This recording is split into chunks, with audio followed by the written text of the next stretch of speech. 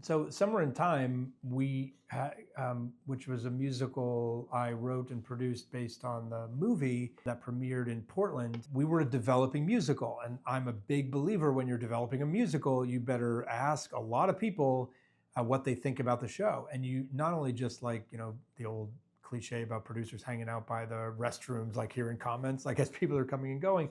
I'm a big believer in market research and learning from what other big industries do, like the film industry. So I did what the film industry did, which is I decided to hire not just like focus groups, I hired dial testers. The same technology you see in debates, or what used to be in debates, like people would watch and turn, love this, don't like this, and then you'd see this graph. So we did this for Somewhere in Time. And again, because it was the first time it was ever done, it got attention.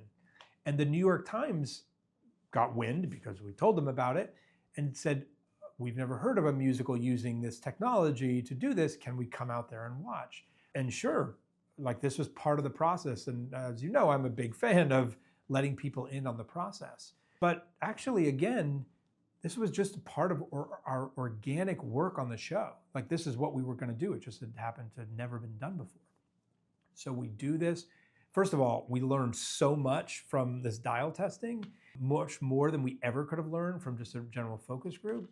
We did interviews, and then like a couple weeks later, the author of the article, Pat Healy, who now is like a big time political reporter for the Times, called me, and he had done the article on Godspell crowdfunding, which had gotten to the front page of the New York Times, like A1, talk about off the theater pages, A1, like this is where you hope to get. Well, Godspell had gotten there. He called me, and I remember exactly where I was. I think I was at the gym at like the Equinox over here on 50th Street. And I answered, he said, Ken. And I said, yeah. He said, it's Pat. You're not gonna believe this. And I said, what? He said, I think we're gonna get A1 again for the dial testing. And I was like, you're kidding me. When do we know? He said, I don't know. It's up for it. Just cross your fingers, hope that it happens, and all these things. And sure enough, it appeared on the front page.